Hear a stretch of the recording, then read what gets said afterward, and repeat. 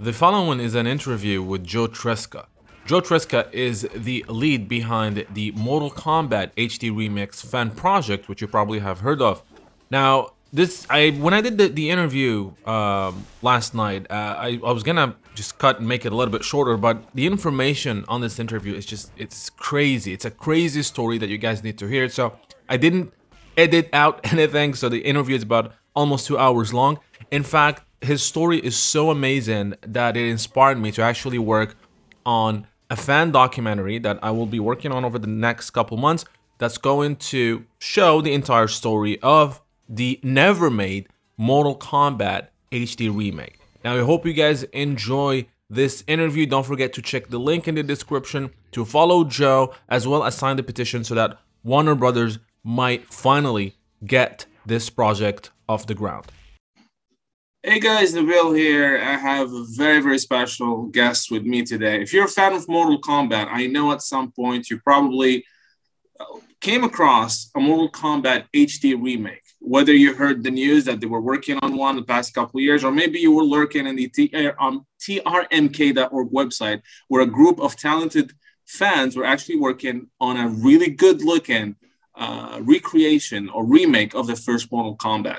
Now, with me today is Joe Tresca, one of the original guys who were working on this amazing fan-made project, and he's here to tell us the story about it and a lot more. Joe, thank you so much for accepting this invitation. It's really an honor to be able to talk to you. As I said before I started recording, I was a fan of the project and I was following it since its inception back in the day. So it's really glad to have you here with me. Thanks for having me, Nabil. This is an awesome opportunity to tell your viewership about what we've been up to, what we're doing, and I'm excited to be here. Thanks for having me. Thank you so much. So Joe is actually now the CEO of your own studio. Is that correct? Can you tell us a little bit about that before we talk about the project? So what do you do right now, and what is your studio about? Yeah. So our studio's iBallistic Inc. I'm the CEO of the company. We started out, as you referenced, as a group of Mortal Kombat fans that sort of came together over the internet. I would say almost every single person from back in 2011 is still on this team, minus just one. Or no, two now at this point, minus two. And so but even the folks who kind of ended up leaving off, they only went off and did their own thing. I want to say like back in 2017 or so. So it wasn't even that long ago. And we've stayed together and we grew together as sort of like a family of Mortal Kombat fans that really, the company was established to get Warner Brothers to respect us as more than just a fan group. And we can get into all that stuff later on if you're interested in hearing about it. But so what we do is we focus on fighting games in general, not just Mortal Kombat, although that's sort of where our hearts and minds are a lot of the time. But yeah, outside of that, we do other fighting game projects. Many of them, unfortunately, I can't talk about. This year happens to be a particularly busy year for us. So that's really exciting. And recently, if I had to talk about like recent events and what I'm excited about now, is that we are, within the past 2 years, we've learned how to do console development. So we had access to PlayStation 5 and Xbox Series X development kits really early on. And we went through the blood, sweat, and tears that it takes to get online play warning on those platforms and really take our fighting engine and our fighting game experience and apply that to consoles. So really excited about the future of what we can do. Well, that sounds great. So hopefully we'll get to hear more or soon about those projects. As you know, Neo Geo now we cover now all fighting games. So I'll be really excited to actually see those games and see what you guys are working on. But let's go back and talk a little bit about Mortal Kombat. As I was saying earlier, myself, I'm a huge fan of the franchise since it started back in the early 90s. What about you? When did you get into Mortal Kombat? I got into Mortal Kombat through really. I think the first time I was exposed to it was through EGM magazine. There was an entire article in Electronic Gaming Monthly that had it was like a behind the scenes on this new digitization process that Ed Boon and young John Tobias were doing, and there was a lot of shots of the character, the actors dressed up in costume in front of like the blue screen, or I guess it was kind of like a gray screen that they had, and you saw all the studio lights, and it was just fascinating to me. And they also showed, I remember there was one screenshot up close of Goro that kind of stuck with me. It's like I can still kind of see that picture. I need to find that art particular article in that issue of EGM, because it seems like something that when I see it again, it'll bring back a rush of memories from that time period. But I was very interested. I must have been about 14 years old, maybe. I was super interested in what the technology could do and where it was, where it was going. And I remember, you see the actor and you see them shooting it, and it's like, okay, I can picture that. It's a photo. But then you see it digitized and they show it like in the game. And I think it was like Liu Kang getting like hit and the blood going everywhere. And I remember saying to myself, like, it's probably not going to look like I couldn't picture what it was going to look like. I think Pit Fighter came out before that. So there was some kind of marker as to what digitization in games look like. I may be remembering this incorrectly, but that's what I remember. I think Pit Fighter was first. And of course, the one where what was it called? Narc, I think, where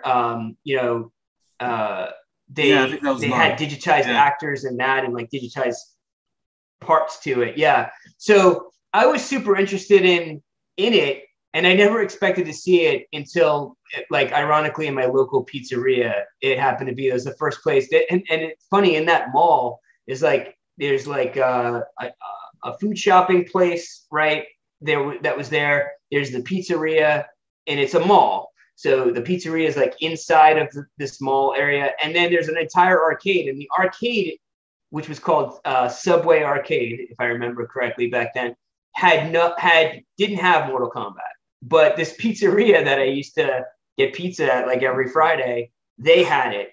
And it was like a crowd of people. Like you couldn't even see the screen when it first came out. And all you could hear, because they had the volume pumped up, was like Liu Kang, like, getting hit. And it made you pay attention to it. Like, what the hell is going on over there? Nobody knew how to do fatalities early on. And that wasn't even the thing that got me into Mortal Kombat. I remember looking at the gameplay and saying, to me at that time, having never seen graphics like that before, it felt like you were playing a movie. And that's what I remember saying, like, out loud. I was like, it's like playing a movie or something. I like said it out loud. It was like so I think everybody was kind of in awe with the graphics. And then I think what we take for granted about Mortal Kombat is to the degree to which Ed Boon understood good gameplay.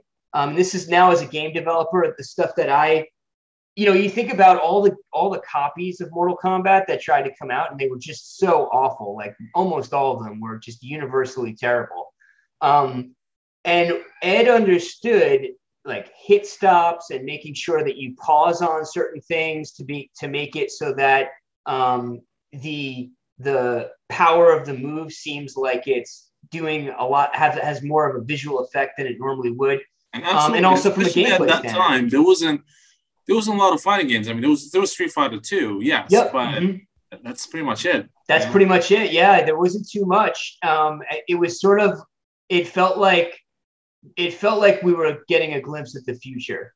you know? And I think that's what totally drew me in. And it took a long time even to get to Goro, to where you could actually see Goro appear. But I remember the first time, it was maybe a month of like every Friday showing up, or maybe it was more than a month of, you know, pumping quarters into that thing before somebody, it wasn't even me, that got to Goro, and everybody was just like, holy shit, like this is insane. I can't believe, like, you know, the stop motion animation was something you'd expect to see in a movie, and it was not what you would expect to see in a game. And it was so awesome. It immediately attracted, I feel like, everybody to it. The sounds, the roars that he made.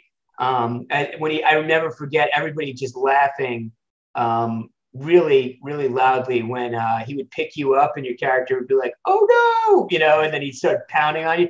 And it was awesome. I mean, or the first time, I remember my brother and I were playing, and he would always play Johnny Cage, and I was Scorpion, and he did the ball punch, and we were like, I was crying tears of, you know, laughter. I was laughing so hard that was in there. Like, oh my gosh, it's like, and I think Bloodsport was super popular around that time. So it was like, oh, he did the Bloodsport move. It's like, oh, it's Van Damme. And then you immediately make the connection, like, oh yeah, okay, that's where that comes from. So yeah, that's how I got into it. Absolutely. It's I mean, yeah, it's especially back in the day, it looked real. I remember, to me, it looked like I was watching real people fighting, and then you had the blood. It was scary. I remember the first time I saw Fatality, I think it was Johnny Cage, and I was what, 10 years at the time. So I remember having a nightmare. Yeah. I had a nightmare. I remember having a nightmare with Johnny Cage trying to, you know, just punch your head off. Head off. But that's why I mean, the rating system dark, afterwards. All that stuff, the screen turning dark, and then like the sound effects. One of the things that, you know, Dan Forden was just a genius. He still is a genius. Although I don't feel the effect of his music in the later Mortal Kombat 11 and MKX and even MK9 to a lesser degree maybe.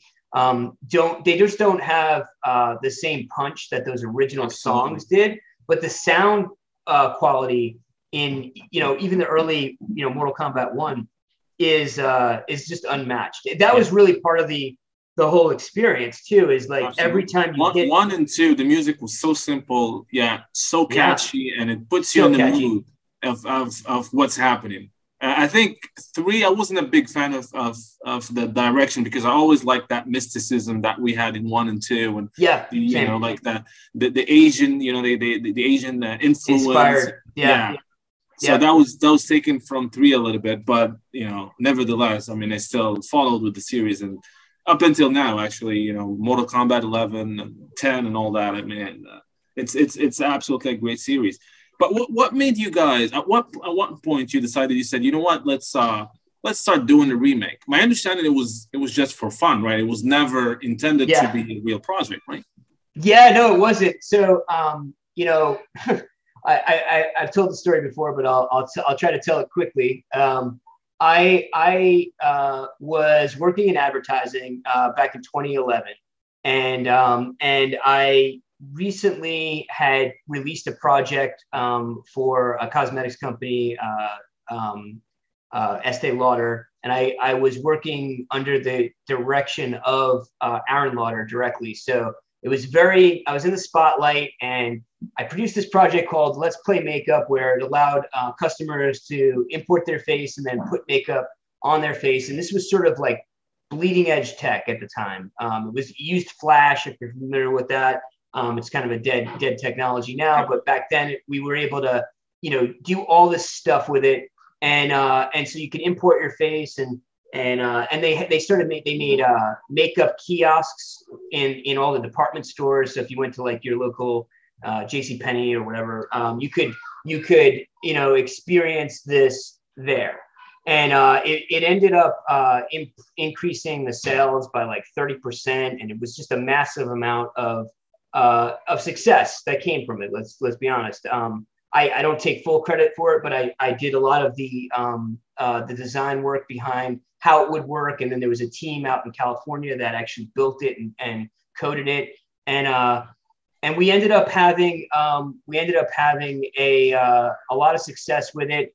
And I was asked to come on board full time at Estee Lauder because of it. But then because it had gained all this, it won all these awards and everything, I was asked to lead other ad agencies that had work that was in and around cosmetics. And at this point, I was a associate creative director. So the way it goes is like it's associate creative director, then you would want to get creative director would be the next rung up, and then group creative director would be the next level up from that, and then executive creative director is sort of like the highest level you could achieve. So I was sort of like the fourth rung on the ladder there, and I was looking young guy trying to make money, and they threw a bunch of cash at me, and they said, hey, look, we are pitching a client. I can tell you the client now. It was Avon, and we'd love to have you come in, and we want to totally redesign their website. And we saw your work from the Let's Play makeup stuff that you did with Estee Lauder, and we'd love to have you lead this team. So 30 days in, I'm right there. I'm already putting the pitch together. I do the presentation to the Avon executives, and they loved it. They rousing applause, and then at the end of it, felt like forever. I was waiting for some kind of a decision. One of the executives comes out from Avon, and he says, Joe, that was an amazing presentation, but unfortunately, after hearing it, we decided to go with another agency. So, all right, better luck next time. I'd been sort of the guy behind the guy with a lot of these pitch presentations, when I worked at Ogilvy and Mather and Bray Worldwide for a number of clients. So I had experience I was never the guy giving the presentation, but I was always sort of like a person that might speak in the presentation. So I had some experience. And I know from experience that you don't always win, right? You're going to lose more than you're going to win. And I guess one of the guys on my team, I was leading a team of 7. They basically said, they must have called my boss, Frank, and they said, hey, Frank, we didn't win the pitch, blah, blah, blah. So I get a phone call from Frank, and he's like, Joe, come back to the office. And I assume it's going to be like a post-mortem. That's usually what you do because you spend about $50,000 or $60,000 on these presentations. So I figured that's what it was going to be about. When I get to the office, he's like, Joe, follow me into the office, and shut the door. And I see the head of HR there, and I knew immediately I was going to be fired. So what I thought was my dream job, I was crushed, and they let me go. And like I always say, there's never a good time to be fired from your job. But this was a particularly bad time. I had my son on the way. You probably hear in the background because it might be noisy here. I don't know. My son was on the way. So my wife was pregnant with him. And then there was also, we had just bought a house. So I'm thinking to myself, like, how am I going to afford the mortgage payment? Stressful time. And so that's what always brings me back to Mortal Kombat, because that's my happy place. That's the thing that I would do to sort of relieve stress and kind of get out of, it's escapism, right? So yeah. I basically ended up getting to the point where I'm on the train ride home, and I happen to be searching, on my phone. I get this notification that came up, and it was like Mortal Kombat HD Remake is canceled, or whatever it was. The one that they started on in 2010, Warner Brothers, and I guess when they purchased what was left of Midway Studio to form NetherRealm Studios, that was a project that I guess Ed had been leading, and he was trying to continue it on to make it so that they could continue with the series in that way. So I think they were still trying to make that transition between like arcades to. So that was the canceled HD remix. Yes, the canceled HD. So that was before you guys started working on yours. Okay. Yeah, so this was before we started working on ours, and I found I didn't want to accept that it was kind of dead, and I couldn't handle any more bad news. So yeah, because at the end they just packaged the games together with horrible netcode, and they released them. That was what it was. I never actually played it, so it's hard for me to say. Yeah.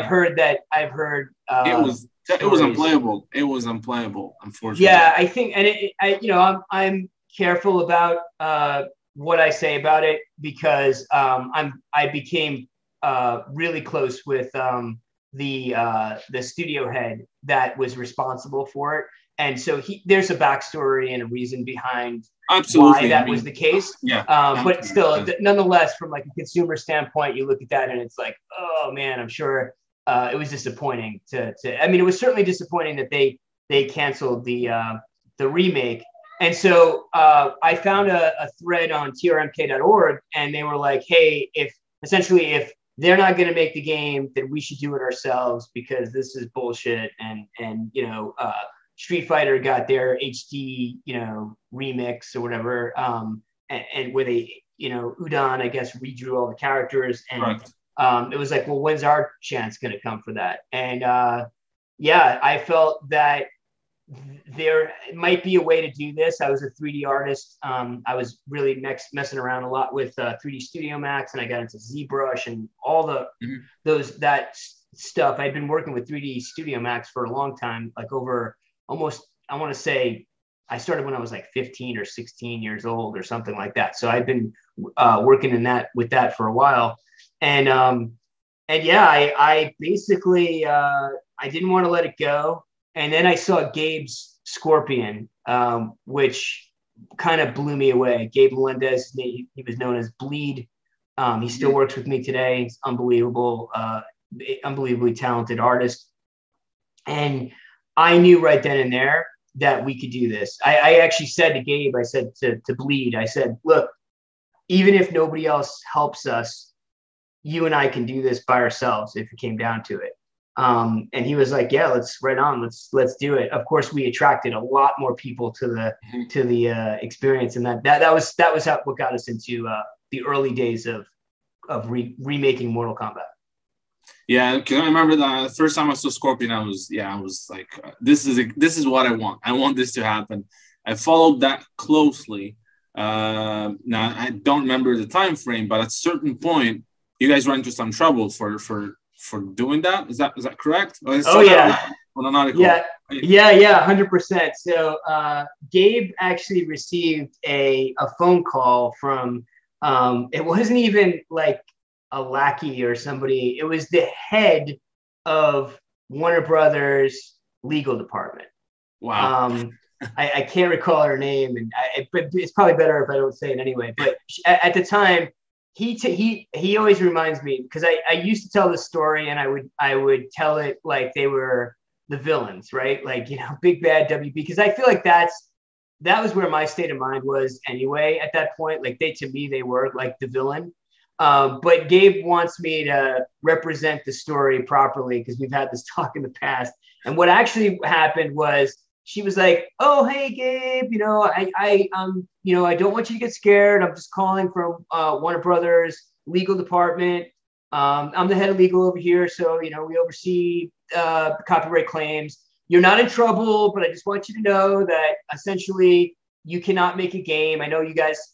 At one point, we put together a website specifically for the MKHD project, saying our intention was to make a free-to-play game. We were going to release it to the community. We weren't trying to make money off of this at all. Yeah. We just wanted to do it as fans. Even if it's something like that, you're not benefiting from it. Doesn't matter. Doesn't matter. Yeah, because then what they can do is they can sue you for damages in lost revenue that they, okay. And all they have to prove is that, even if you were to say, oh, let's like rename Scorpion, and he's going to look exactly the same, but rename him. Like a lot of people said, oh, you should just change up their names or stuff or something like that. Yeah. You can get away with it. It's very easy to make the case that you're infringing on their copyright, and then on top of that you're devaluing it in some way, or that's the case that they would try to make. So she didn't get into all that stuff. That was later on when I talked to copyright lawyers and stuff like that, which I didn't do for a really long time, which was kind of dumb. But eventually he told me this little story, and he said that he was allowed to make his artwork, but he can't do it in game form. Okay. And I thought to myself, like, do these people not know about MAME? Like, clearly they don't. I mean, not MAME. Mugen. Mugen. Yeah, they must not know about Mugen at all, because that's essentially all their characters remade and put into wacky, crazy situations, or they just don't care.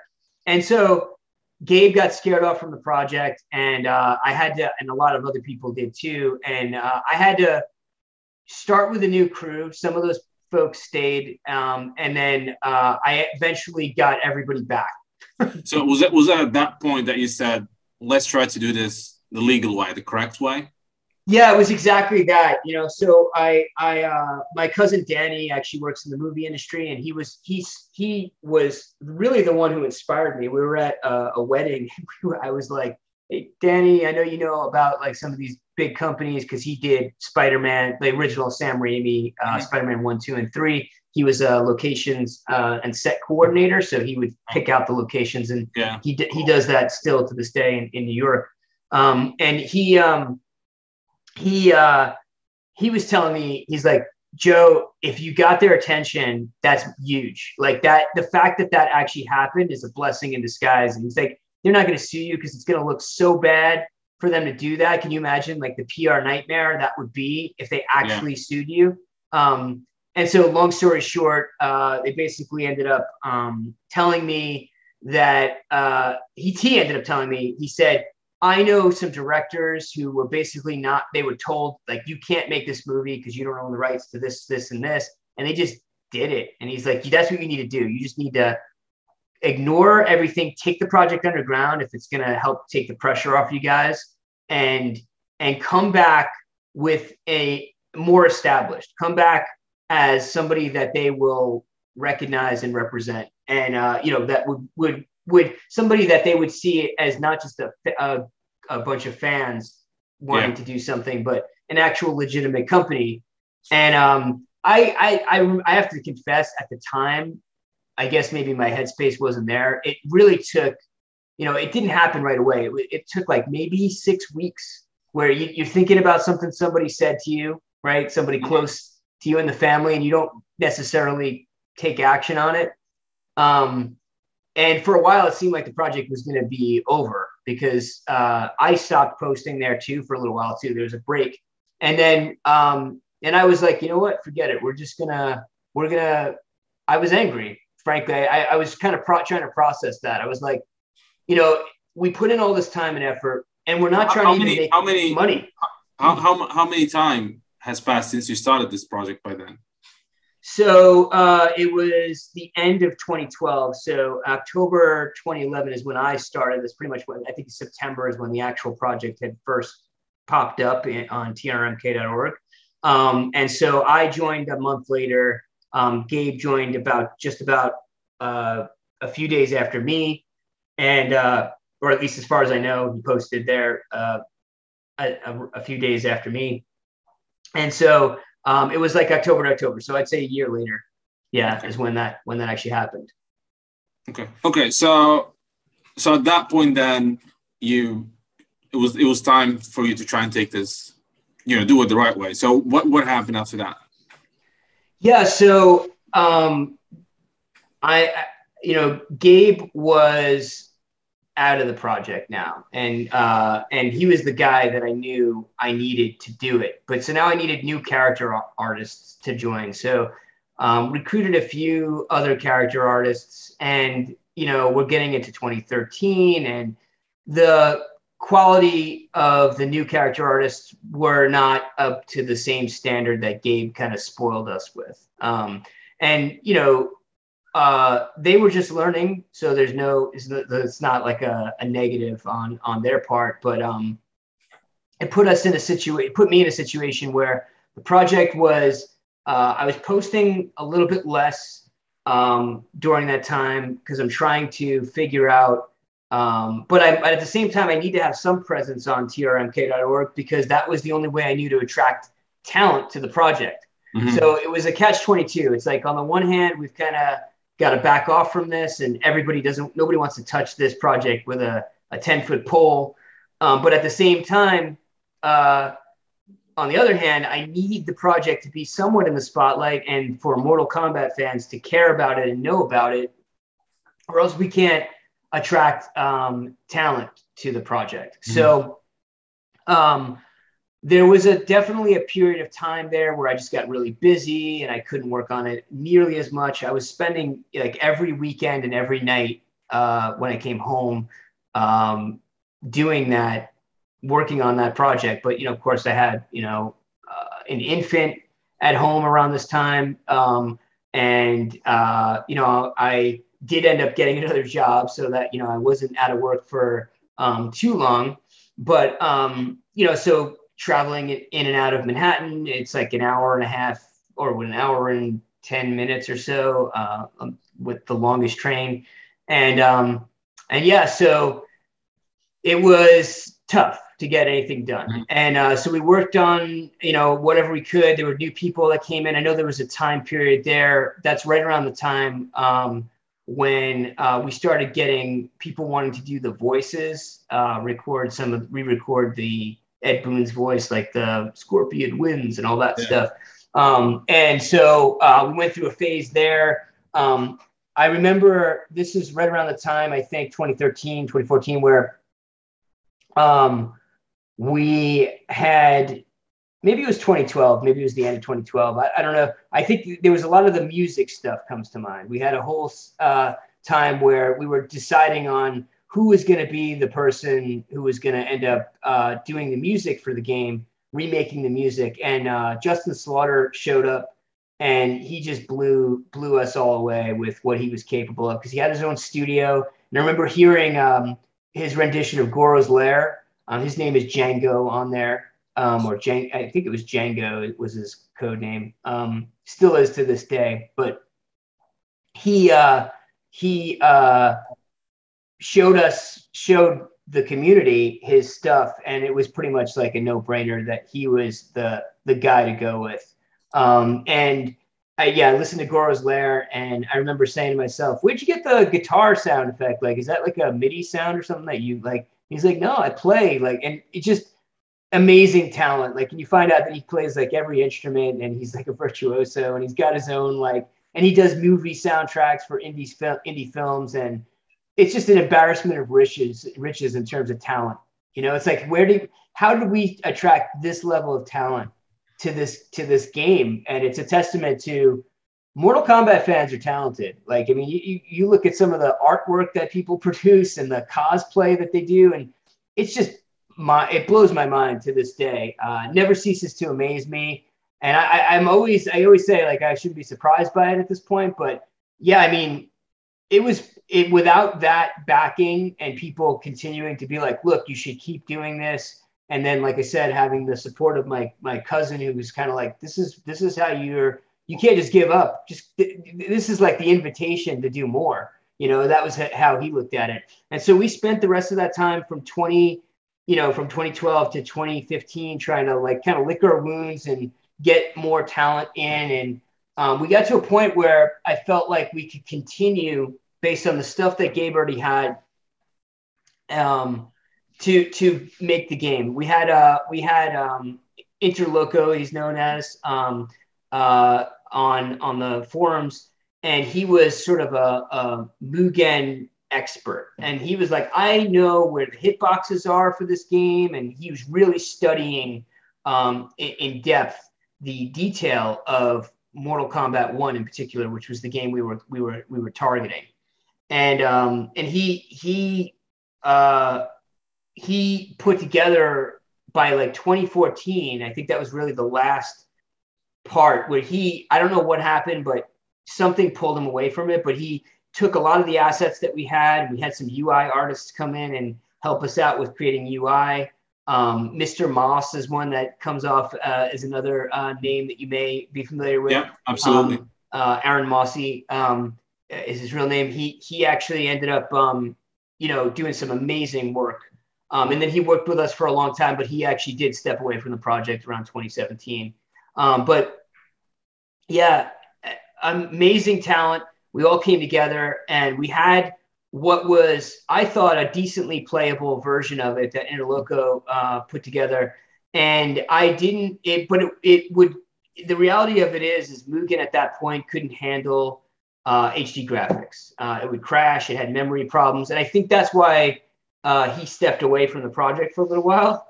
And so I was like, what's going on? Like, why isn't anyone doing anything? And the goal, I want to say 2015, early 2015 is when I really was like, okay, the plan is by E3, we're going to have a playable version of this game.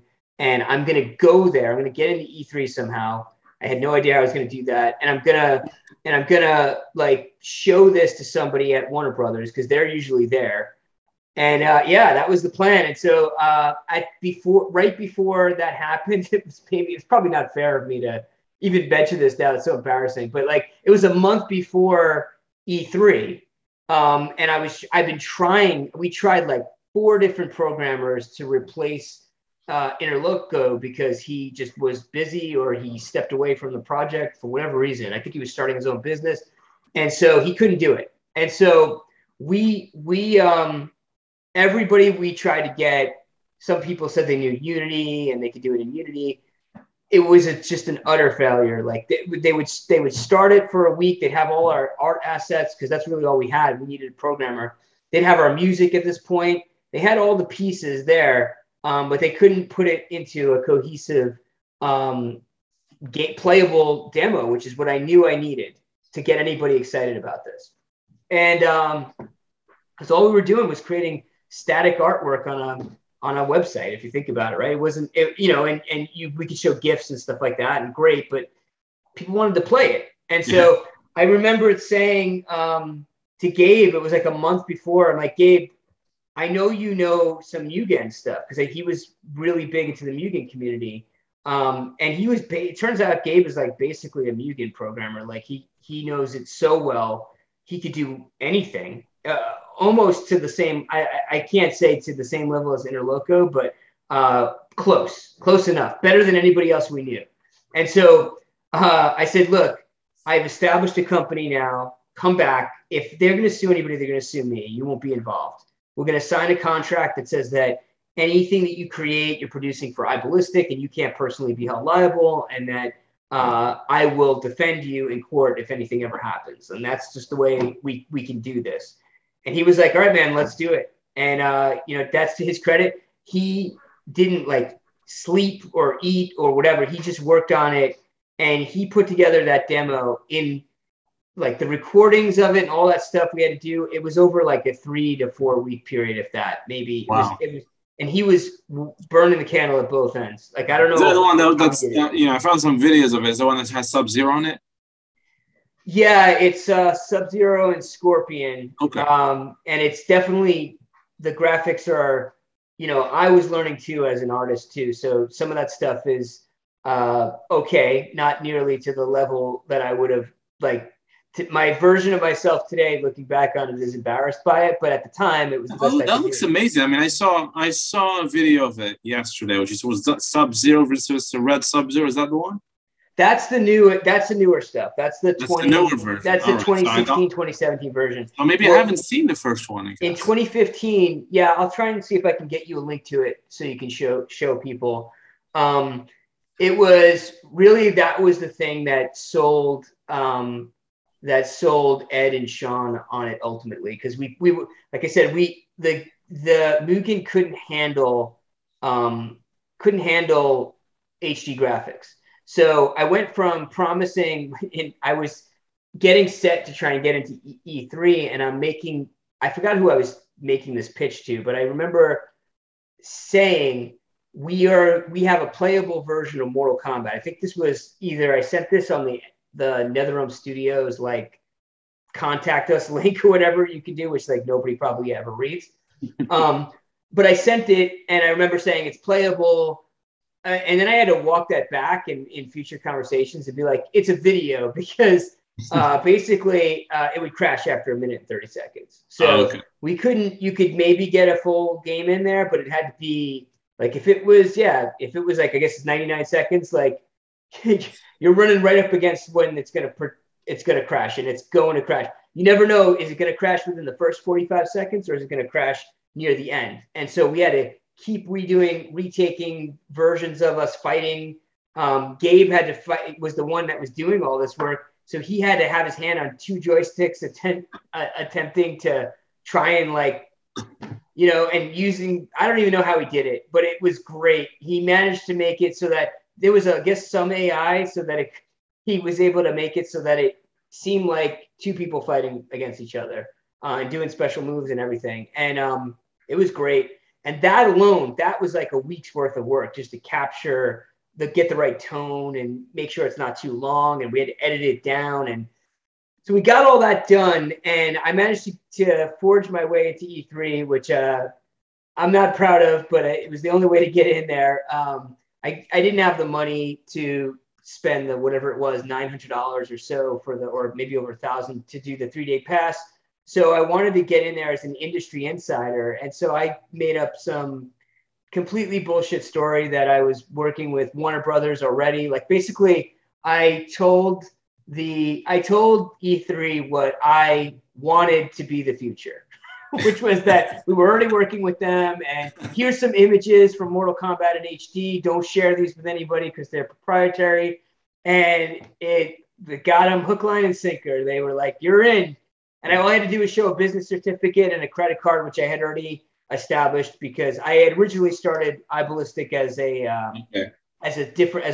freelance company. So I already had a lot of the businessy kind of stuff there already. But it wasn't a game company. And so like this was me like totally. And I remember I flew out there and I remember I found a representative. It was like day 2 of E3. I found a representative of Warner Brothers, and I had my laptop, and I remember being like, hey, I have a version of Mortal Kombat Playable on this in HD on my laptop.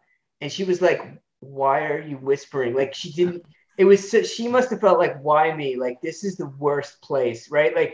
Like, and so I probably, if I rewind time, I'm sure I was probably so insistent and probably seemed like a crazy psycho that she was just like, yeah, I'll meet you tomorrow to talk about this thing. Crazy person, like now go away and then I'll call security.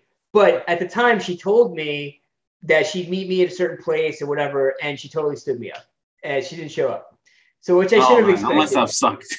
Yeah, so I was like, oh man, because I remember I was texting people, anybody that was a close friend of mine, like, yeah, I actually got like mission accomplished. I'm about to have a meeting with Warner Brothers. And like, I was so naive. I had no idea what I was doing. So I basically came home from that, tail between my legs, not having a clue what to do next.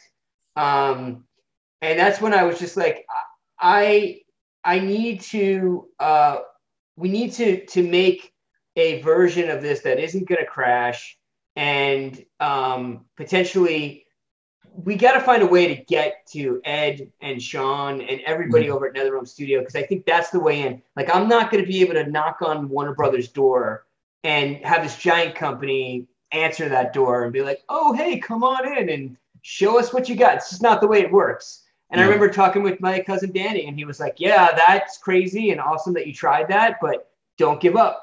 There's another way in. You've got to find the person that makes that decision. And I was like, well, it's obviously Ed. It would be a good person to talk to. He'd care about this. And so it took like an entire year passing by of me going to E3 again, because now once they have your credentials, like the next year you're in. So I didn't have to prove any of that stuff again.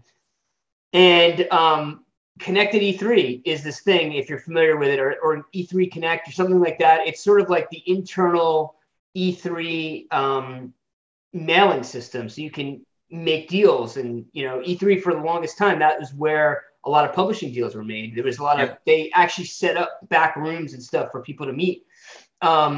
And so I was like, this has got to be what this is for. This is what I'm going to do. So I remember reaching out to Warner Brothers through Connected E3, and of course they answered it because that seems legit. It's obviously an industry insider. coming at them. Little did they know. I got a response like the next day. I thought they would never respond. From Mick Pack, who still works there to this day, as far as I know, at NetherRealm Studios. And he's responsible now. I think he's like the director of mobile development. So he does like all their mobile stuff. And he was like, hey, I showed this to my boss, Sean, and he's really interested in talking to you.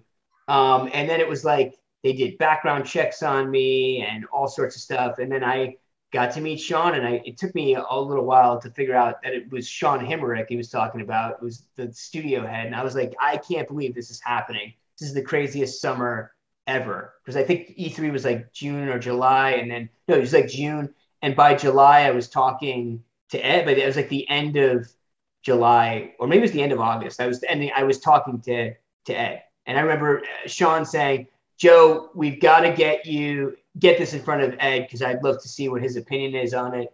And I was like, Ed Boon?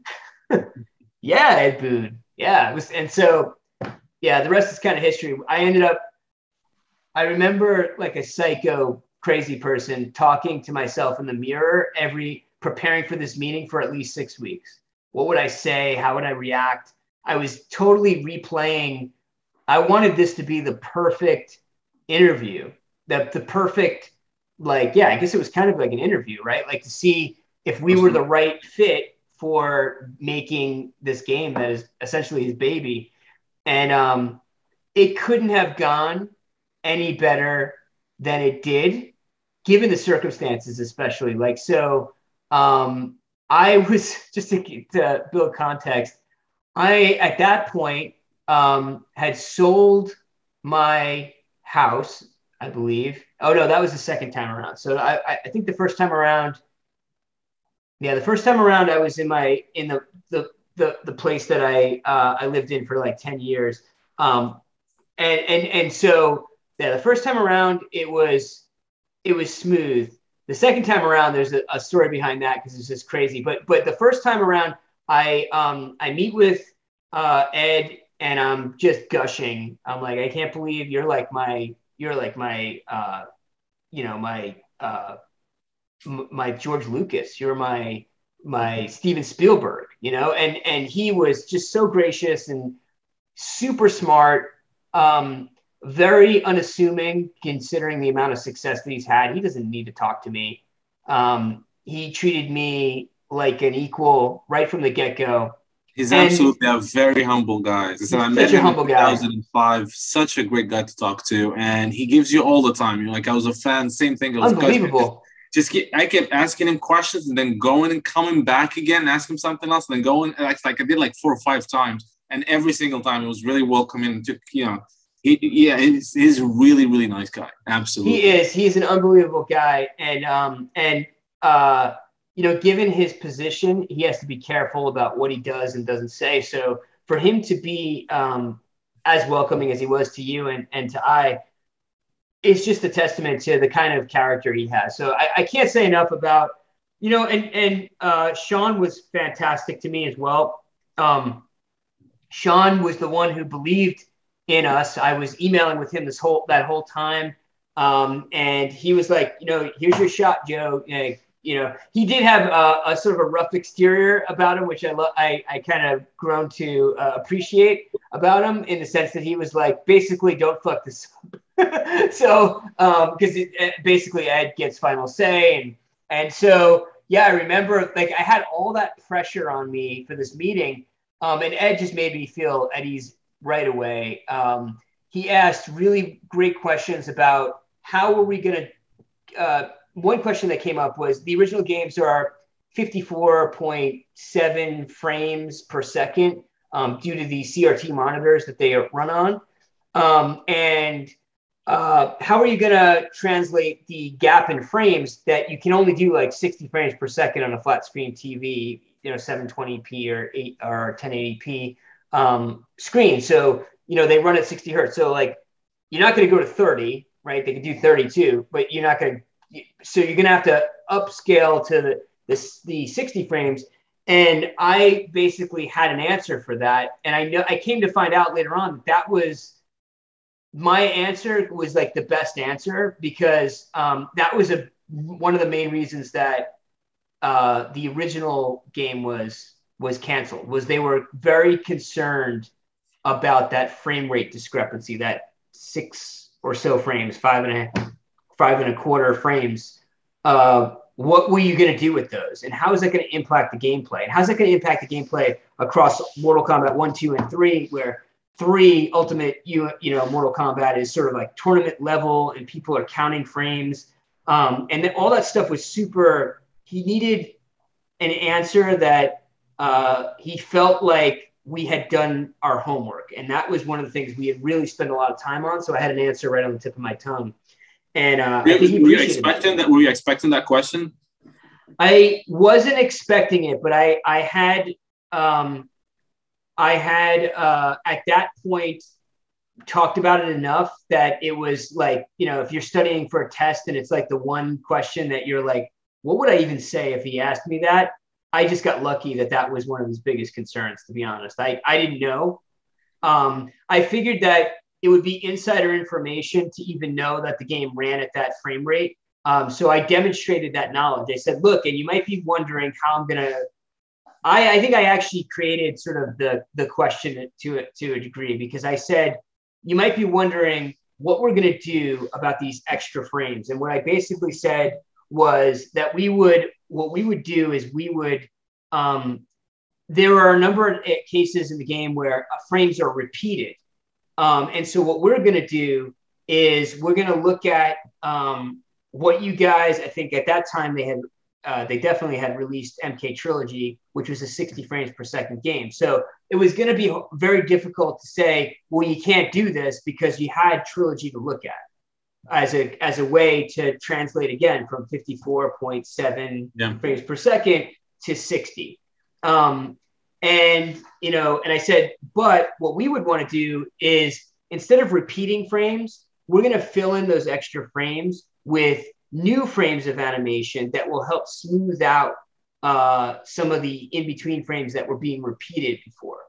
And that's not going to change the gameplay too much because, Scorpion's key frames of like him doing an uppercut versus him being ducked down are still there on the timeline. It's just that we're filling in the in-between information with more frame data, new frames that make that swing up a little bit more smooth. And when I showed a timeline demonstrating what this would look like with the existing game and then with the new frames, and he was like, "Okay, that's a really good answer." And that was just one of many technical questions that he asked. He said that we needed to fix about 10 things in MK1 alone that just bugged him. Some of those things I can't really talk about.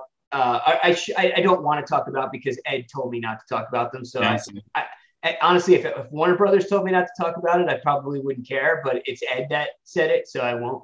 But Ed had some things that he wanted to change. I can talk about one of them because it's not a big deal. He actually didn't like the fact that you could multiple uppercut Johnny Cage's head, the fatality, you could do more than one. He, as a programmer of the original game, it bugged him that was in there. Like that really bugged him. And then there's some other things in there that if I said it would probably create a storm on the internet of people being like, oh my gosh, I never noticed this before. And I can't believe that this is a bug that we've sort of lived with like this whole time. It's a pretty big one. And so he came clean about all that stuff and was like, and of course, if we do this, we're going to just give you the source code, which was like, I remember that completely threw me off because I wasn't expecting that. I didn't even think he had access to it. And so I was like, that'll really help because we were at the time, and I have to give credit to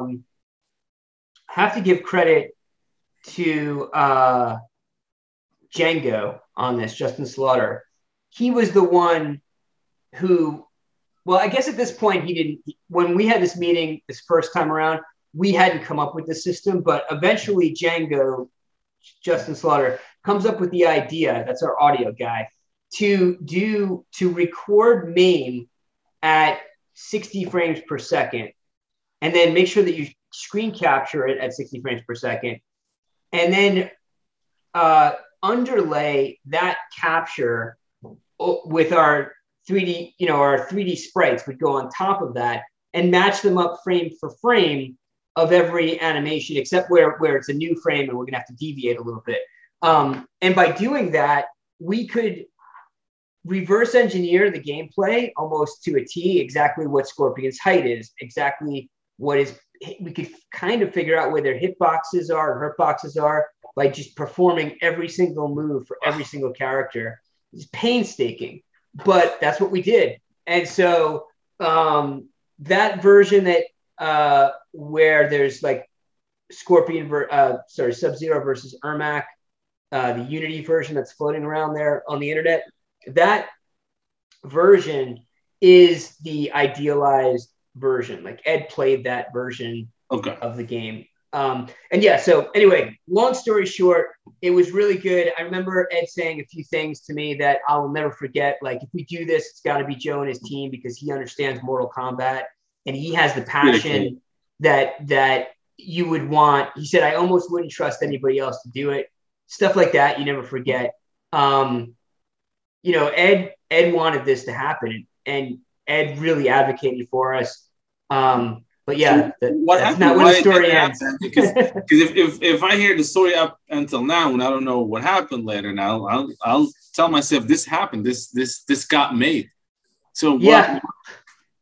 Well, it didn't, because what happened was Ed said, I love it. Let's do it.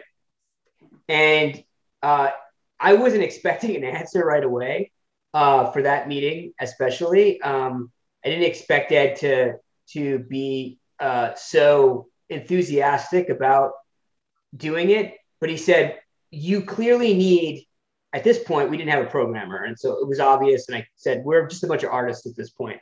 He said, you guys did a terrific job. One thing he said too, that always stuck with me is the characters. How did you get the people to, like, did you film people in costumes? So Ed actually thought that the 3D characters were real humans. And I remember saying, that's the highest compliment you can pay us, because those are not real people. And he was like, oh, wow. Okay. Yeah. And I said, and that it was a perfect segue because it allowed me to then say, there's an advantage to that, right? We can change the lighting. We can change the texturing. It's not like we have to go to have a costume maker remake the costume if you're not happy with it. We have all that at our disposal. It's just the faster, cheaper way to do this. And I guess Ed knew that because he had just been through it with the project that got canceled. So I'm sure there were things, and I'll tell you, there are definitely things that he was unhappy with that project. And so that's why they canceled that one. But I only found that out after he gave me the green light to kind of push this forward. And so he said, I'm going to authorize you to go out on Warner Brothers' behalf, basically, and seek a gameplay studio to help you guys with the programming, and you guys can do the art. And I reached out to 10 different companies, a lot of big ones. And it was amazing for me to learn from that side of the table, basically being like almost like a representative of Warner Brothers, and having them come pitch me. Like, we didn't say what the game was, but we said it was a fighting game. Warner Brothers, classic arcade game. So people knew. Yeah, they knew. And I said, can't tell you what it is, but here's what we need. And then of course you mentioned finishers, but you don't say fatalities. And people knew you have to put together a request, an RFP, and all this stuff I knew nothing about. I had a Warner Brothers basically head of accounting guy come to me and basically lead me through the process. And we had a very tenuous relationship, him and I, this guy, where he would treat me like a fan. And then I'd have to basically be like, look, I'm not just a fan. We're professionals and you need to treat us that way. and we would have screaming matches, me and this guy. And I remember threatening to hang up on him a few times. It was crazy. He was a very typical, like, he's doing what needs to be done for the company. And there were a lot of tests, a lot of like, do you have the gumption to be able to push this through? And a lot of like, why do we need you? Give me a reason why we need you, and explain yourself. Because why don't I just go to like any other company and get this done right? Like, why would we use fans? It's such a risk. He just saw us as one giant risk, but he's like, but nonetheless, I'd always have to argue back and be like, Ed believes in us, and so I have to assume that's the only reason we're still talking. And it was the case. And so we got to the point where I went through all of those different studios and got their pitches, and I got to meet Other Ocean, which was the company, and Mike Micah and the guys over there. And they were the ones that worked on the remake that got canceled, and then the one that actually got launched.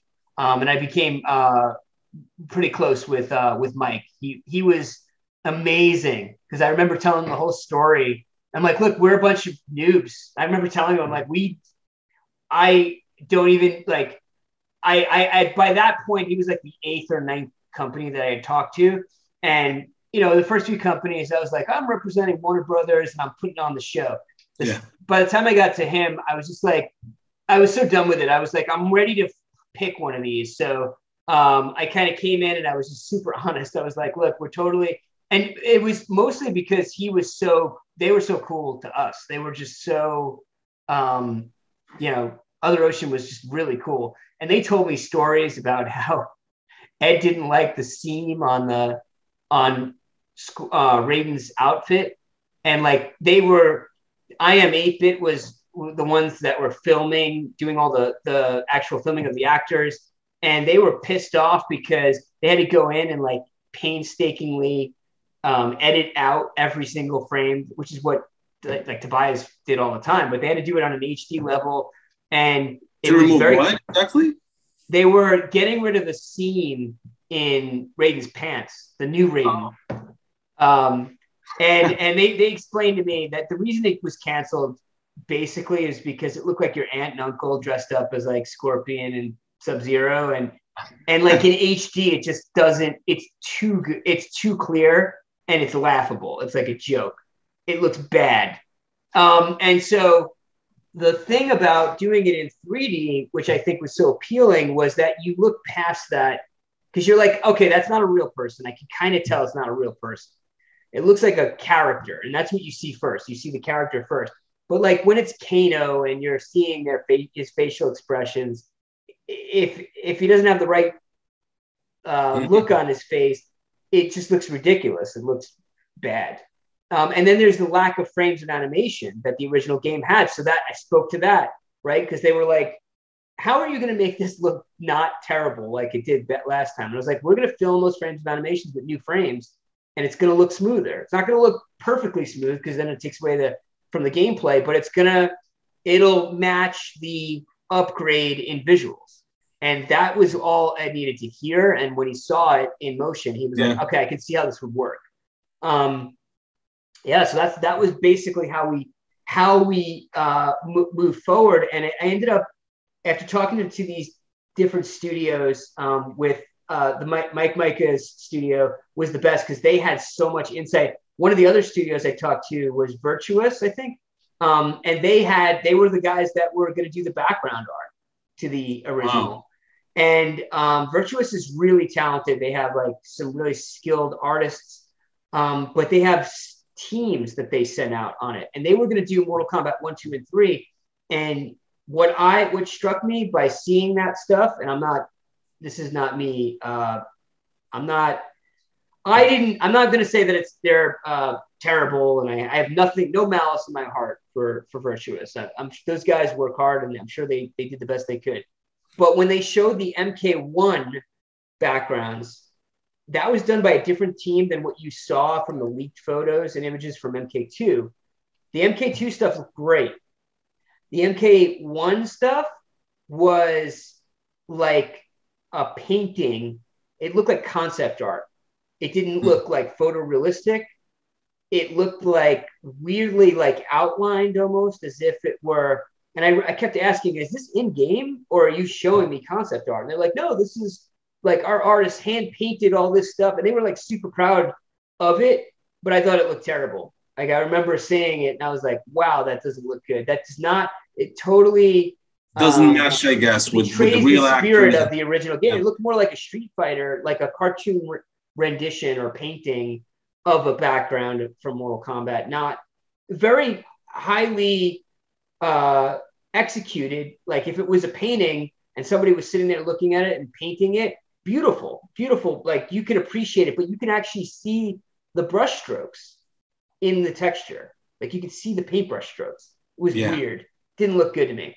And so I remember thinking like, oh man, I don't know about these guys, but yeah, in terms of picking a studio, we ended up picking a studio. I went to the Warner Brothers accountant representative, and they did a P&L on it, a profit and loss, and it basically came out to they thought that the game wouldn't sell over 100,000 units, which to this day I'll fight anybody that is crazy. That is absolutely absurd. I said I remember saying to Sean, fire your entire statistics department. They don't know what they're talking about. And he was like, look, Joe, it's an entire floor. Like these people, they've released games and this is data we have, but I will never buy. Sorry, Sean, if you ever see this, I will never buy. I still to this day don't buy that entire line of reasoning. But it was also way more expensive. They said it was going to be north of $3.2 million to put together. And that wasn't nearly what I thought. But I guess if you add up marketing costs and you add up what our costs would have been, so that was that's the story of where the first time it didn't get done. But he said, look, Joe, this isn't the end of the line. Come back next year. We'll be releasing our next Mortal Kombat game, and maybe we can try again when the market is maybe shifted. And so that was what gave me hope to come back and try again. So at this point, that must feel horrible. Like the fact that they come at you and tell you that we don't believe this is going to sell. So that pretty much means it's over. But the good thing is that you said Sean Hemerick still gave you a bit of hope that this is not the end of the line. So what? Yeah. So Sean said, come back to us next year. And that was what gave me enough hope to go out there and find our own programmers, because I knew we had to get the price down, right? It was north of 3.2 million with marketing expenses included. They didn't think it was going to sell over 100,000 units. So I needed to figure out a way, after having learned how this industry even functions. I didn't know anything about any of this stuff until I was involved in it. But now the second time around, I wasn't going to mess it up. And so I went out immediately and started looking for programmers. And I came across Joe Strout, who is our lead programmer, and Michael Summers, who is our senior engineer, both incredibly talented. Joe is the one I have to always brag about because he has I want to say close to 30 years of programming experience, and he's brilliant. He's a guy who ahead of his trip to Japan, 6 weeks in advance, he taught himself fluent Japanese, how to read and write it. Wow. He's just brilliant. And then as an engineer, he is capable of solving things that other engineers would take, several times as long to understand and solve. And the stuff he works on, I was an engineer for a little while, about 7 years. It makes you realize what a truly talented engineer can do. Just in the sense of here's a problem I want to solve. I'm going to just write some code and it works on the first try, which is mind-boggling to me. It just works. And it interacts with all these other complicated systems, and those all work. And you might come across a bug, but it's going to be a very random bug that it won't be anything obvious. Kind because that's what a great engineer does. So I reached out to Joe, and I knew right away he was perfect for it. He had just come off another fighting game project that he was doing, which was I'm trying to remember the name of it, but I can't remember. But it ended up being canceled, and so he was like, okay, you know, this seems like a second chance for me to do some a fighting game projects. I couldn't say what the game was. And that was great too, because he didn't even know it was Mortal Kombat. He was just, I just came off a fighting game. I'd like to make another one because it's what I'm in the middle of. And he was the guy I selected to make this project. Now, of course, the caveat here, or thing that I should explain, is none of us are doing any of this for any kind of financial incentive. I mean, we are incentivized by the pot of gold at the end of the rainbow, which would be substantial for everybody involved. But that's it. It's a dream, right? Where everything you're doing is for free. And so we worked out, Joe and I mean, it would almost be dumb for me to not let Joe try, right? Because he was very into it. Once he knew what it was, he was like, all right, let's do this. And there was we all felt like it was a good possibility for success. I had to show the emails and show recordings of the events that took place to prove that I'm not full of it. The guys used to make jokes about like, what if Joe's making this entire thing up right now? You know, they would be so mad at me. They have other reasons to be mad at me, but it's not because I made this entire thing up. So yeah, I went to Joe, and we figured out exactly what we needed to do.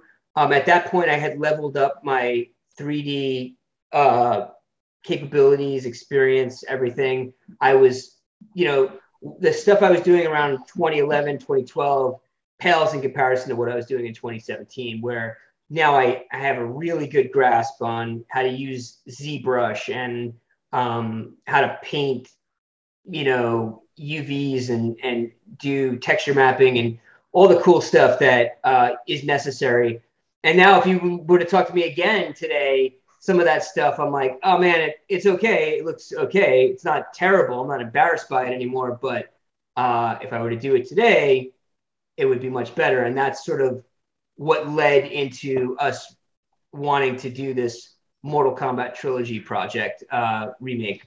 Give it another take another kick at the can, as they say. So at this point, you decided for it not to be a remake of Mortal Kombat 1, 2, and 3, but rather as a remake of Mortal Kombat Trilogy. Is that correct? Yeah. So not to be confused, that's a future state thing. We'll talk about Mortal Kombat Trilogy remake, which is a today kind of thing that we're still trying to do. The second time around in 2017, after basically being told that it was too expensive, we did something called Mortal Kombat Returns. And Mortal Kombat Returns was built inside of Unity game engine, because one of the things they told us was that you've got to make a version of it in a legitimate platform. We had started, Justin Slaughter knew a lot about Game Maker. And so he started in 2016 when we first approached them. Sean had randomly said, really what we need outside of a presentation is like two characters fighting in an arena. If you could make that happen, that would be amazing. Outside of just the video that we showed, right, of Mugen. And I was like, boy, that's a tough task, but we'll try to do it. And it was the very last day of that when they basically told us that we weren't going to get the project and we should come back next year, that that poor Justin Slaughter, who like didn't sleep or eat for like a week, had finished his version of it in Game Maker. And it's not super accurate, to be honest. It's not accurate, but it has fatalities, and you can play Scorpion and Sub-Zero, and it's the Game Maker version of our of what we did on the very last day. Were there any videos that went out? There are, yeah. You can see those floating around on YouTube if you look for Mortal Kombat in HD. It looks perceptibly a little bit less smooth than the Unity version, because it was trying to be as close to the original's frames of animations and everything. So we actually had to reduce some of the frames of animation in that one. But ultimately, the one that we ended up showing Ed the second time around, when it was called Mortal Kombat Returns, was done with Joe Strout as the lead programmer and Michael Summers. And we put our heads together, and it was really only about 3.5 months worth of work, actual work that we did for free. But we put everything we had into it to make it so that you could edit your control scheme. And, it played like you could plug in an Xbox controller and 2 Xbox controllers, and you could fight against each other. And we had one character, which it was Sub-Zero and Ermac, and we made that joke so you could tell the difference between them. We made red Sub-Zero, which was essentially Ermac, and they had the same moves. It was just really Sub-Zero versus Sub-Zero, but it was really fun putting it together. And then Ed and I and everybody got together again, and it was really funny because the second time around I was like, well, here we are again, Ed, and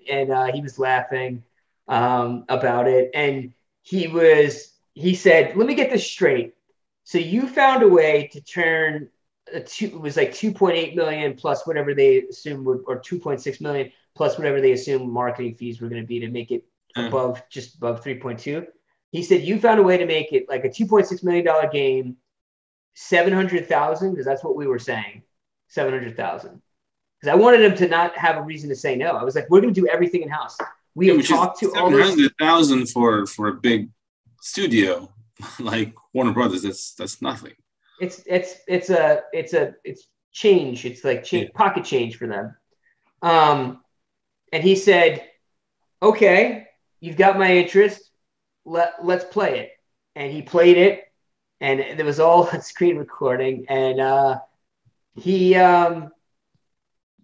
loved it. He was like, this is, he's like, I want to make it clear. We don't care about bugs. We encounter bugs as a studio. It's more about the feel. Like, did you nail the feel of the game? And there's nobody better than Ed to tell you. And he actually went and he pushed it on to their NetherRealm Studios QA team. And those guys beat on it for like a few weeks. And they liked it too. And so they gave us our own producer inside of Warner Brothers in Burbank, their Burbank studio.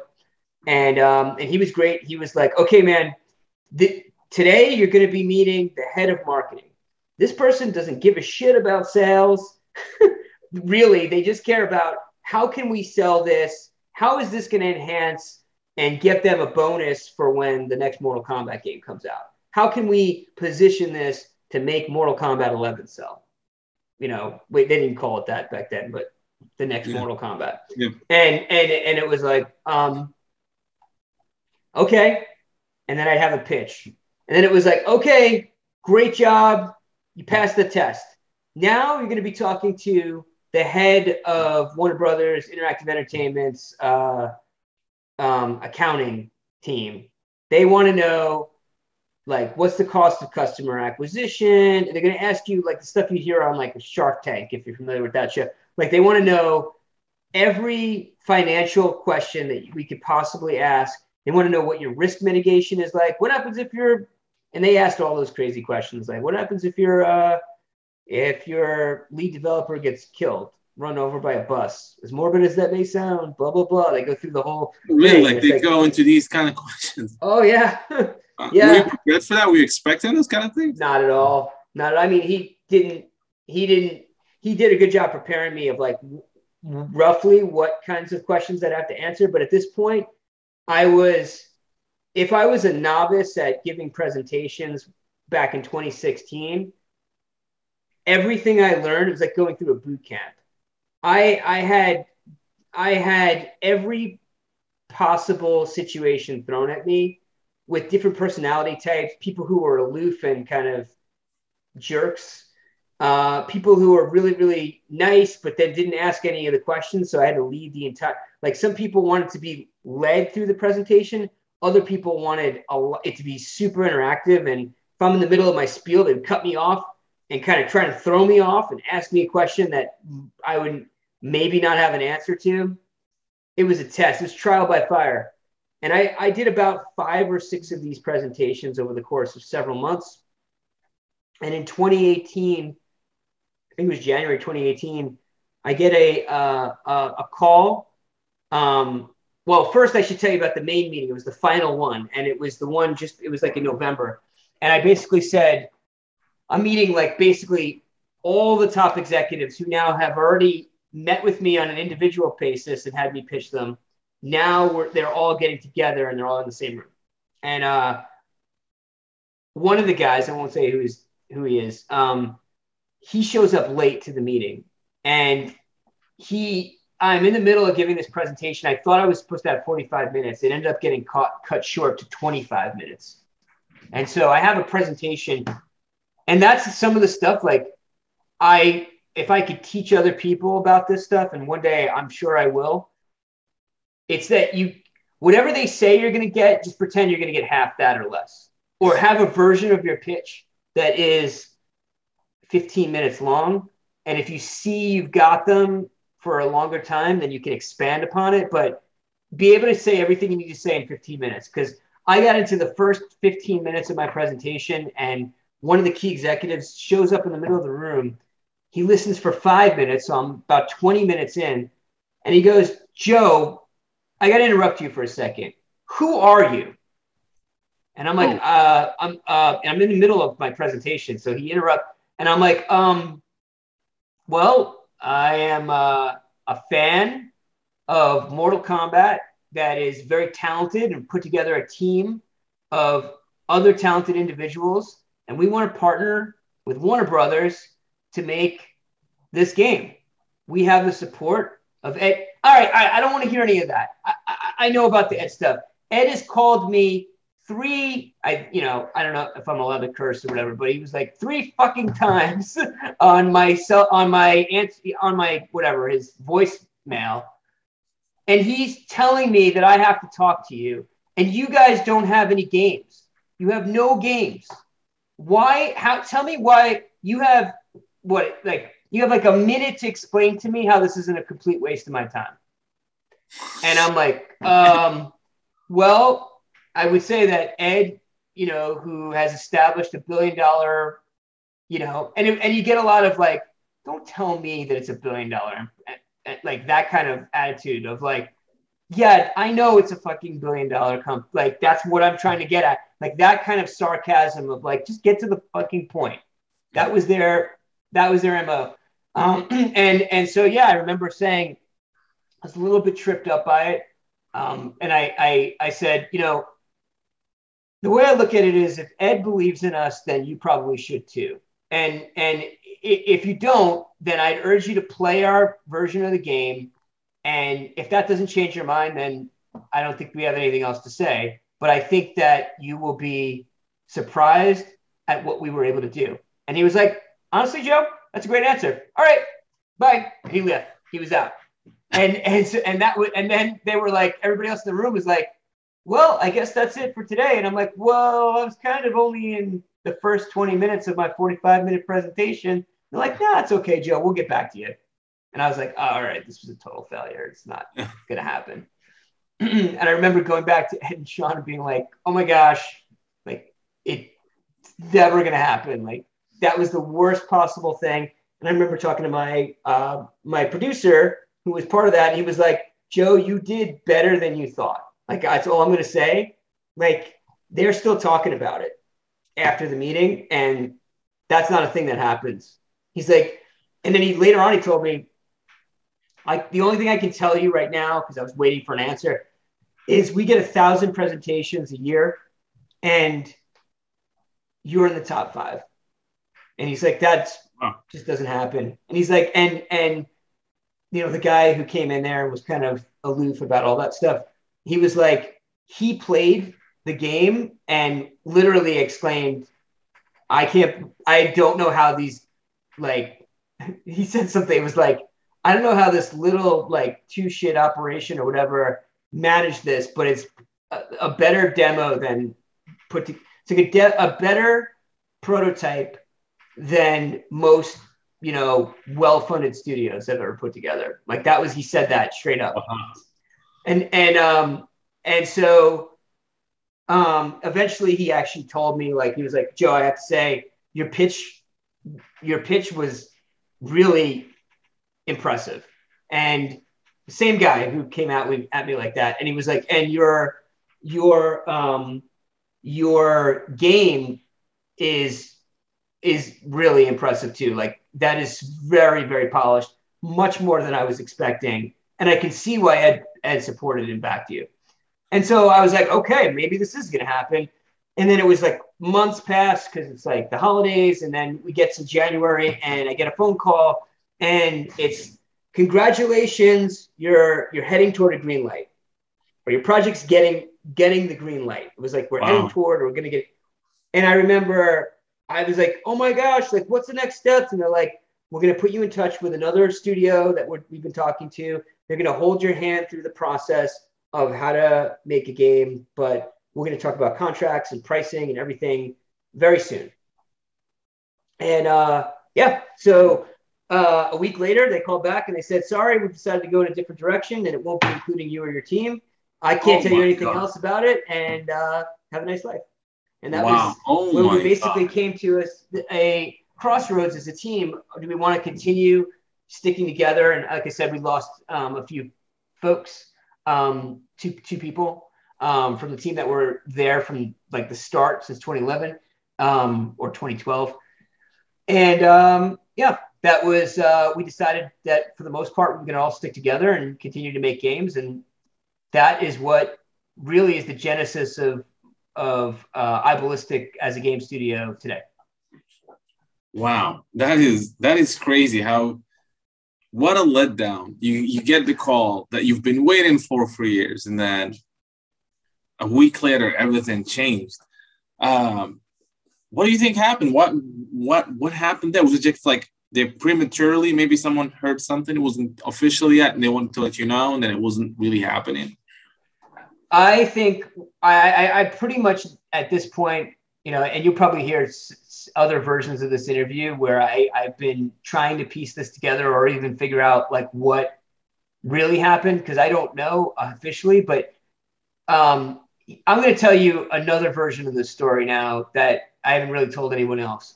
So I think, and I've left pieces and clues about this potentially, but I put it together in my head more recently, and I think this is what happened. The project was ultimately given to Blind Squirrel. And again, I always have to say the disclaimer, I have nothing against Blind Squirrel. I don't know anything about them. I don't know anybody over there. I just know that that's who got the project next. I'm sure they're very talented. They did, I think, the BioShock collection and maybe the Mass Effect collection more recently. They obviously know what they're doing as a studio, and they have 50, 60 plus people working for them, so they can do stuff. Whereas I had like 10 or 12, so this is a big difference. Now today we have like 16 to 17 people, but back then they were going through layoffs. I don't know what happened, but I remember reading about this after the fact. It was right around that time they were layoffs. They had pitched a project that fell through and they had to lay off, I want to say 15 people. I don't know where that number is coming from. I could be completely wrong. I remember reading it in an article. And I believe that again, I'm not going to say names of people at Warner Brothers at the time, but I believe that one of the key executives there was very close with the head of that studio. And I could imagine now, this is me surmising, we need this project, man. Like, hook us up. And they were like, yep, that's all right. We had this, like, we were going to do this Mortal Kombat remake thing. You guys get it. Now, of course, that ended up getting canceled anyway. And that's the mystery. I don't know. Yeah, but it was never officially announced, though. It was just, people picking up here and there from potential release dates. Yeah, they definitely were engaged and they were going to do it. And it was, again, speculation. Remember Ed, when he told me, and as much as Ed supported me, I think that he said, if we're going to do this, it has to be Joe. I think he is a man of his word. And I think when Warner Brothers tossed us from the project, one of the other things he said too is if we do this, we've got to make sure Joe doesn't lose his shirt. And I was like, what on earth does that mean? He was right from the beginning. He wanted to protect our team because he knew we were going to get eaten. We were getting thrown to the wolves.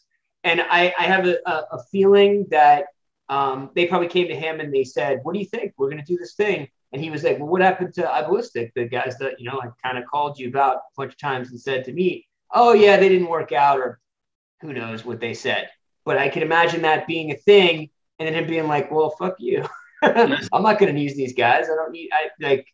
I chose who I wanted to work on this project. I don't know. Maybe not. Maybe it had nothing to do with that whatsoever. It could have been just maybe their studio got busy all of a sudden and then they couldn't do the kind of work that would be necessary to push the project forward. Or it's one of the other untold stories of this Mortal Kombat HD remix or HD collection. Yeah, I mean, how many times is this game going to get canceled, right? I mean, absolutely. This is a crazy third time. Yeah. So, third time I thought was the charm, but didn't happen that third time. So that was or four. It's actually the fourth time if you include Blind Squirrel, right? Because it was the original version in 2010, 2011 got canceled. Then we came at them by 2016 and it didn't happen even after we had produced a bunch of assets. Then we came back at it in 2017 and it didn't happen, even though we produced a bunch of new assets. It was like the third time. And then I've seen some screenshots of the stuff that Blind Squirrel did of like concept art and stuff like that. So clearly they were working on it at one point.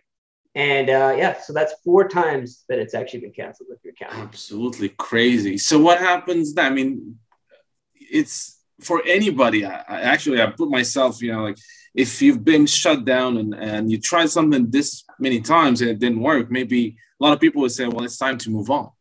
But you guys have not moved on, right?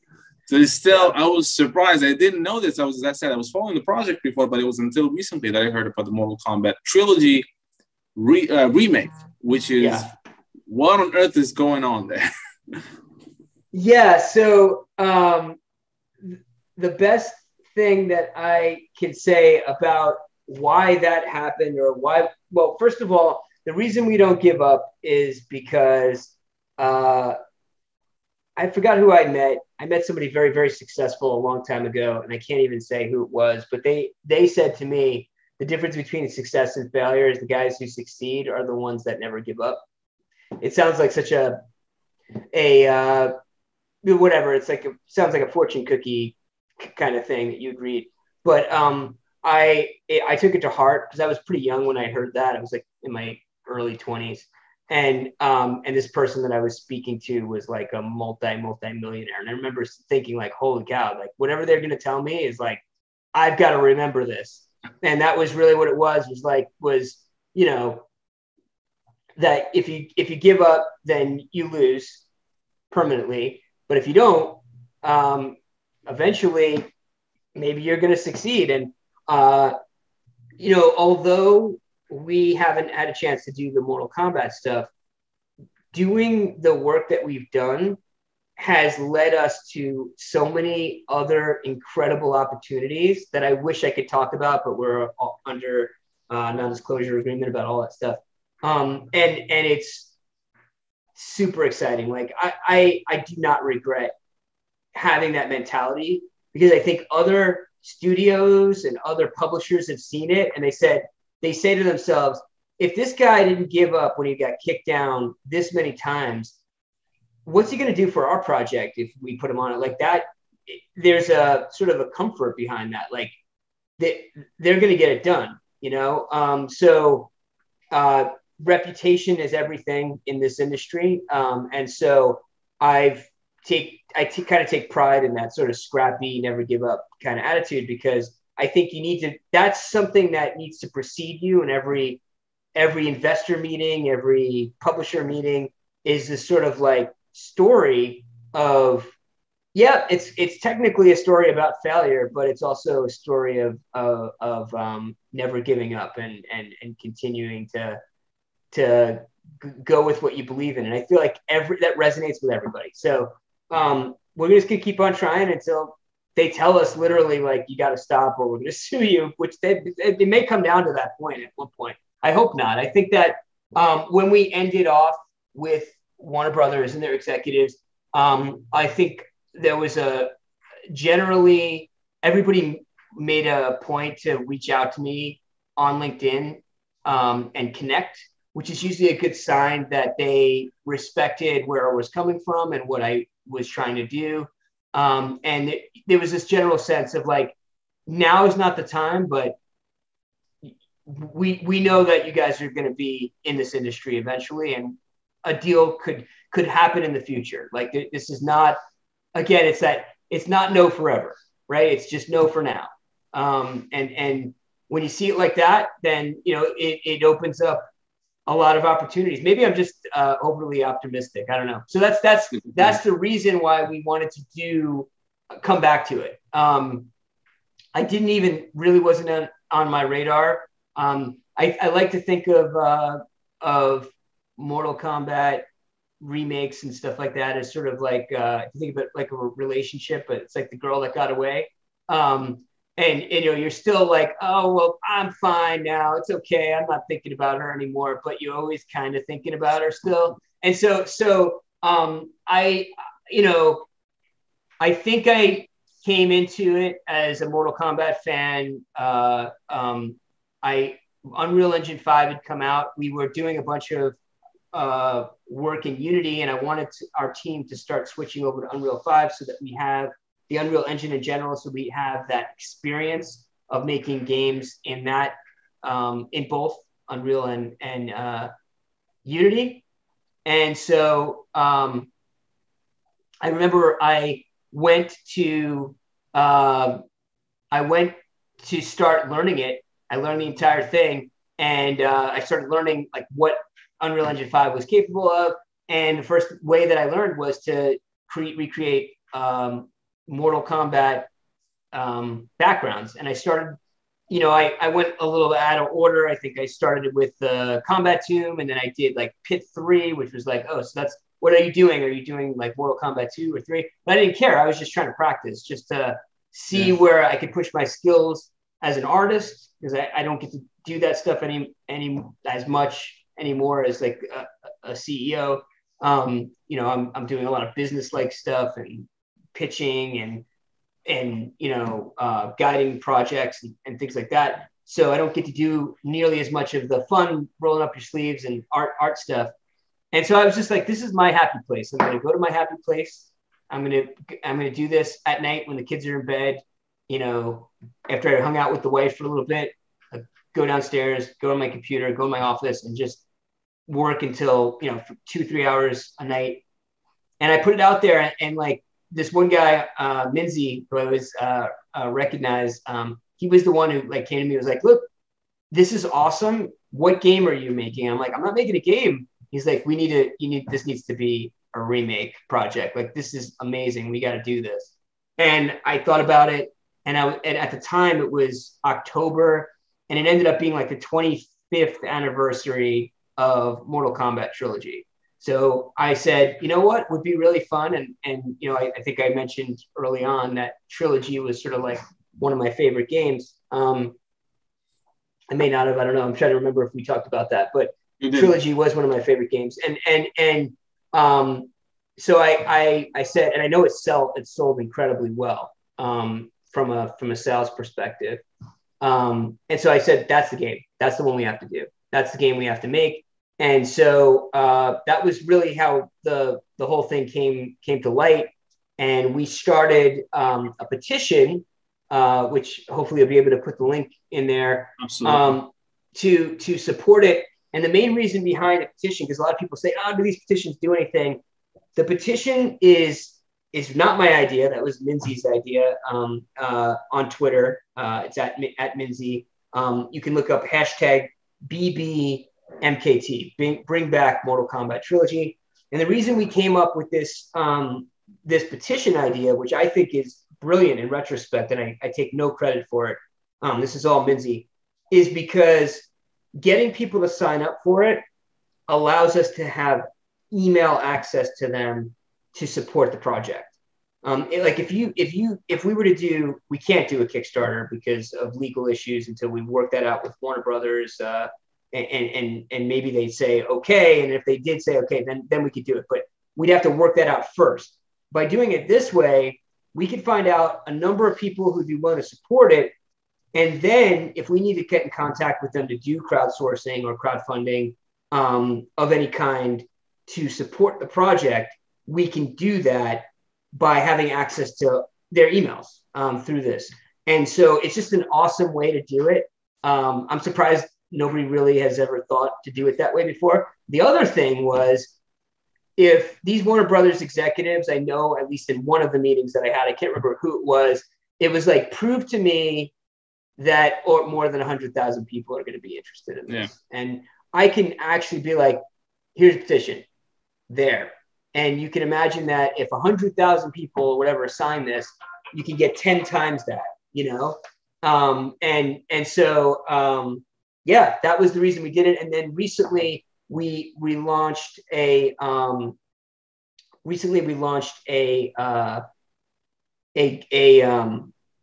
Patreon for Gabe Melendez, who's our lead character artist. We're so busy as a studio right now that I can't pull Gabe off of any other work to try and make characters for the Mortal Kombat Trilogy remake project. And so by getting people's support, it's actually going toward, and I can say it to you here, like it's kind of exclusively, but I can't say it on the Patreon. We can't say it, but if everybody put in like $1 a month, we could make the game like straight out. We wouldn't even have to ask for permission. We would make the game and then go to Warner Brothers and be like, here's the game. And they actually, at one point, I don't think I mentioned this earlier, but at one point when we got sort of told no that second time, the producer was like, you know what I know you're going to do, Joe? And of course I was like, no, I don't know. I don't think you know. But he was like, you're going to just make the game and you're going to come back to us with the game made. And then it's going to be an easy yes. And he was, in retrospect, he was trying to tell us that if we just made the game, which is never going to happen because people needed to get paid for their time at that point. But if we had just made the game, that they wouldn't, there's no way they would say no. It was because it's just money in hand, right? If it was done right. Of course, that would be an insane amount of work for us to do without any payment. So that's why we didn't end up going that direction. But this Patreon for Gabe is our backdoor, super secret way to fund this project. If you're giving money to this project, because I can't create a GoFundMe and I can't create a Kickstarter and I can't even on the Patreon say, hey, you're paying us to make this game, because that will immediately alert the army of lawyers that Warner Brothers has that aren't even connected to the main people that I know over at Warner Brothers. They're just sort of guard dogs waiting on the outskirts to pounce. I can't say it, but that's what you're doing. So hopefully we're going to actually we're planning to reduce the pay scale. I think it's like $3, $4, and $5, and we're going to change it to $1, $2, and $3. And really the access levels, maybe we can try to add more for your money. But basically, if you're paying Gabe's Patreon, you're funding not just Gabe to work on it, but the entire project, because 24,100 something people have signed the petition at this point. And if just if everybody puts in $1, that's an absurd amount of money for us in a year's worth of time. And it's definitely enough for us to make the project. Like, we can be like, okay, this is what we're doing. And we could literally, I have all the executives' cell phone numbers. I'd be like, it'd be one of those situations like it was before where I'm like, hey, I've got an entire game, like with online play and everything ready to go. Say no to that. I dare you. They just wouldn't. They wouldn't. So yeah, that's where we're at right now. So that's great that you guys did not give up, and us as fans of Mortal Kombat, we don't want you to give up. But as you guys heard, there's still a chance for this to happen. So there's going to be a link in the description of this video. So there's the link to the petition. Please sign it. A lot of people, some people say that petitions don't matter. They actually do, as Joe was saying. And check Gabe's Patreon page and do support if you can, because you're going to be supporting a fan-made project, something that Mortal Kombat fans have been waiting for. And as you can see, the passion from the team and from Joe here, these guys can do it, and hopefully it's going to happen. They're not giving up after all this, because a lot of people would have given up for these things. Joe, any other thing you want to add to the Mortal Kombat fans out there? I just want to say thank you for all the support you guys have given us. You know, the reason we keep coming back to it is because of the unbelievable support that I see on Twitter and on Facebook and all the different avenues that you know, people follow the project. And yeah, I just want to say thank you for really the success that we as iBallistic have had. Doesn't happen unless we have the support of this community and really the mutual love that I think we all have for this franchise. So thank you. Thank you so much, Joe. Again, you can find the link in the description for the petition, Gabe's Patreon, as well as Joe's Twitter. Right, you're on Twitter right now, so people can follow on Twitter and communicate with you. So again, thank you so much for this great opportunity. Looking forward to see what you guys are working on, whether it's Mortal Kombat related or not. So can't wait to see what you guys are working on. Your studio is working on. And I hope to speak to you again very soon. Absolutely. Thank you so much for having me, Nabil. Thank you.